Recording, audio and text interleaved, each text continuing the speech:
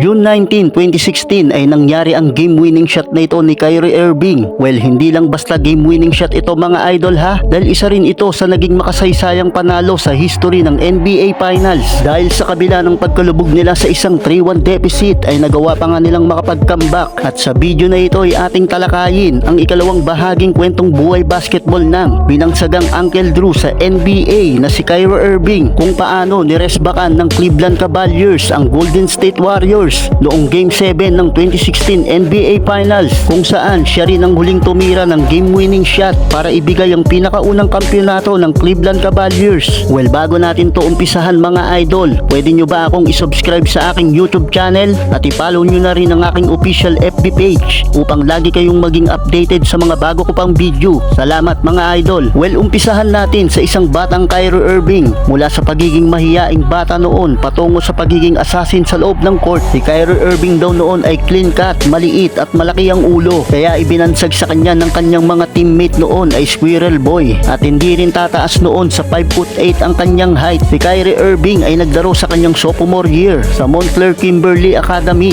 at dito ay nakitaan na siya ng husay sa paglalaro ng basketball. Sa isa nga nilang laro ay kumana siya ng 47 points sa kabuuan ng laban. Matapos niya sa Montclair Kimberly Academy ay itinransfer naman siya ng kanyang tatay sa ibang school at napunta siya sa St. Patrick High School. Dito ay ibang-iba na si Kyrie. Mas nag-improve na ang kanyang galaw, mas bumilis at mas tumangkad na rin siya kumpara sa dati. Kaya pagdating niya sa kanyang senior year, dito ay pumutok na ang kanyang pangalan at napapansin na rin siya ng mga bigating coaches. Siya na rin ang best point guard sa mga panahon na yon sa buong Amerika. Talon naman tayo sa kanyang collegiate year, kung saan ay naglaro siya sa koponan ng Duke University ng halos isa't kalahating season. Ito ay sa pagitan ng 2010 at 2011 season, at taong 2011 nang opisyal na siyang magpa-drop sa liga ng NBA. Guess what mga idol, dahil sa kanyang husay na ipinamalas sa kanyang collegiate year, siya nga ang naging first overall pick na pinili ng Cleveland Cavaliers noon. At sa kanyang unang 3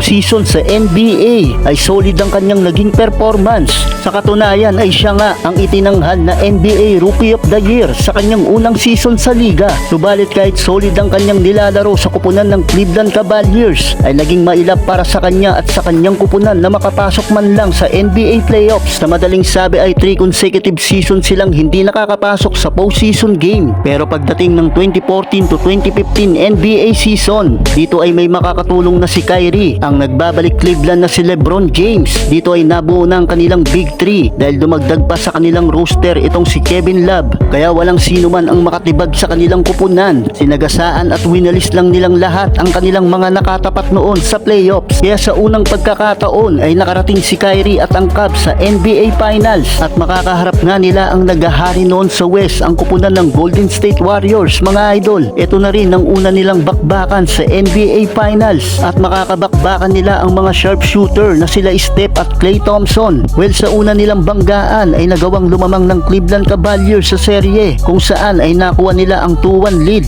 Subalit pagdating ng Game 4 hanggang Game 6 ay hindi na pumayag ang Warriors na makaisa pa ang Cavs, dahil sa Game 6 ay tuluyan ng tinapos ng Warriors ang kanilang serye at bigo si Kyrie at ang Cavs na masungkit ang kampyonato. Sa sumunod na season 2015 to 2016, inumpisahan ni Kyrie at ng Cavs ang season na may halong gigil. Sa pagkakataong ito ay pinagharian nila ang buong East at nag-record ang kanilang kupunan ng 57 to 25 win-loss record na tinapos nila ang regular season na sila ang number 1 seed. Pagdating nila ng playoffs ay winalis lang nilang lahat ang kanilang mga nakatapat sa pangunguna ni Kyrie at LeBron. Yan naman sa ikalawang pagkakataon ay muli silang nakarating sa NBA Finals, at makakaharap nilang muli ang naghahari sa West noon at tumalo sa kanila nung last finals ang kupunan ng Golden State Warriors. Sa una nilang 4 na bakbakan sa finals ay nakuha agad ng Warriors ang 3-1 lead sa kanilang serye. Ngunit hindi nga pumayag si LeBron at Kyrie na matapos na lang sa Game 5 ang kanilang serye mga idol, kung saan ay kinuha nga nila ang Game 5 at sa Game 6 ay napuwersa pa nila sa Game 7 ang kanilang bakbakan. At pagkakataon ni Kyrie at LeBron na gumawa ng history. June 19, 2016 Game 7, ito na ang huling bakbakan.